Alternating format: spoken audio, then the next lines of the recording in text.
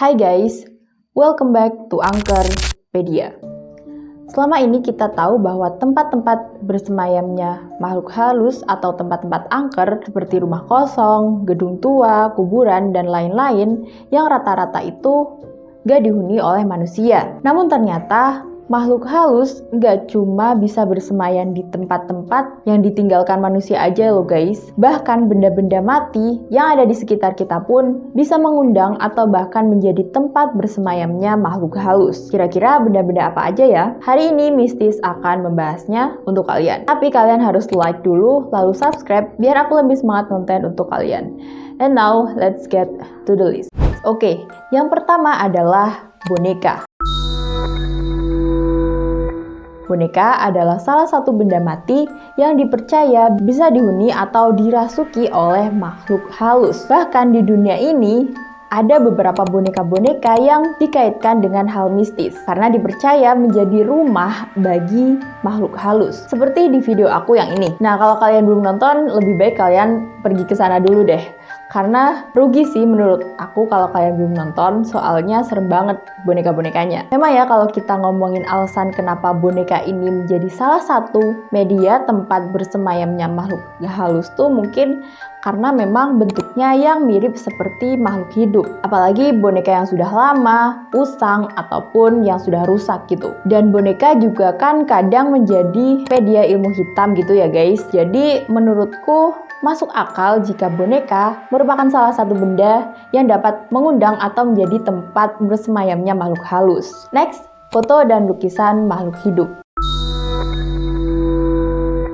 Sama seperti boneka yang berpotensi mengundang makhluk halus karena menyerupai makhluk hidup, foto atau lukisan makhluk hidup juga sama guys. Tapi foto atau lukisan yang dipajang ya guys, bukan foto atau video yang berbentuk soft file yang ada di HP atau laptop kalian. Jadi kalau ada kisah tentang lukisan atau foto yang beraura mistis, itu kemungkinan besar lukisan atau fotonya udah ada makhluk halusnya guys. Apalagi lukisan atau foto-foto orang yang sudah meninggal dan yang sudah berumur puluhan atau bahkan ratusan tahun. Nah, ngomong-ngomong soal foto, aku jadi ingat cerita viral kemarin tentang seorang cewek yang kamarnya tuh jadi ada kuntinya karena memasang foto idol Korea di kamarnya. Buat kalian yang suka nempelin foto-foto idol, mendingan hati-hati ya. Pernah ingat nggak waktu itu tuh ada cerita viral di mana foto-foto idol itu kayak jadi tempat tinggal sosok-sosok makhluk halus.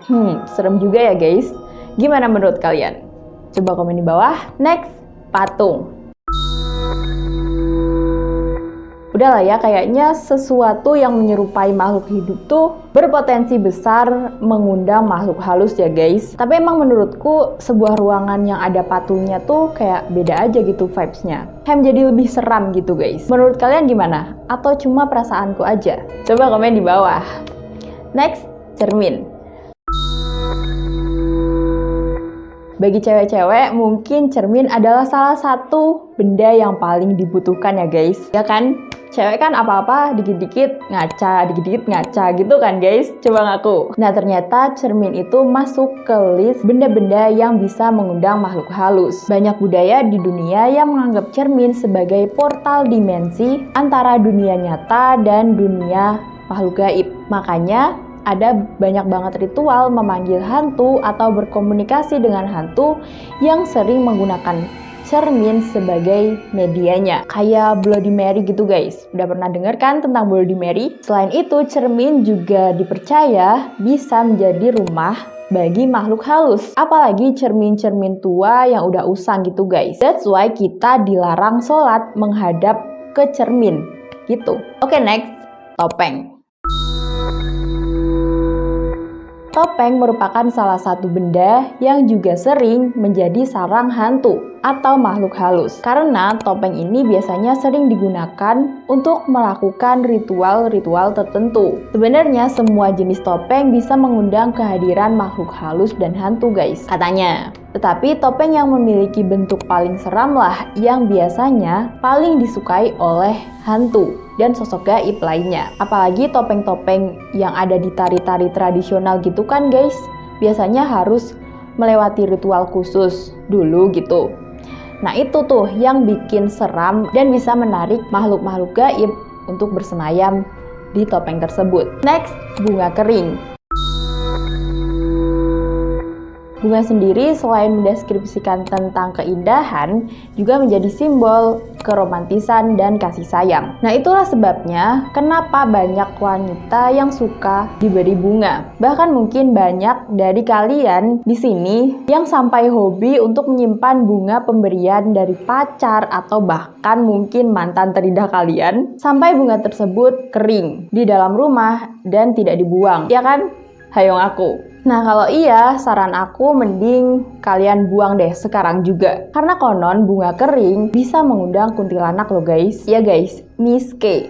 Selain itu, menurut ilmu Feng Shui yang dipercaya oleh masyarakat Tionghoa, memang menyimpan bunga kering di dalam rumah itu tidak baik. Alasannya adalah karena bunga kering akan membawa energi negatif ke dalam rumah. Itulah sebabnya kebanyakan masyarakat Tionghoa lebih memilih tanaman hidup dibandingkan bunga kering untuk diletakkan di dalam rumah atau di ruang tidur atau di kamarnya. Jadi kalau kataku sih mending dibuang aja guys bunganya. Ya nggak peduli kenangannya semanis dan seindah apa, kalau malah ngundang begituan, yang rugi kan kalian sendiri. Ya kan guys? Ya tapi kalau kalian gak percaya sih nggak apa-apa guys. Kan malah jadi ada yang nemenin tuh kalau kalian lagi galau sambil mandangin bunga kering pemberian mantan kalian gitu kan. Oke guys, itulah tadi benda-benda yang konon bisa mengundang atau bahkan menjadi tempat bersemayam makhluk halus. Dari benda-benda tadi, benda mana aja nih yang ada di rumah kalian? Coba di komen di bawah. Jangan lupa buat klik like dan subscribe-nya untuk konten-konten menarik aku lainnya. Dan sekian, Mistis pamit undur diri. Bye-bye.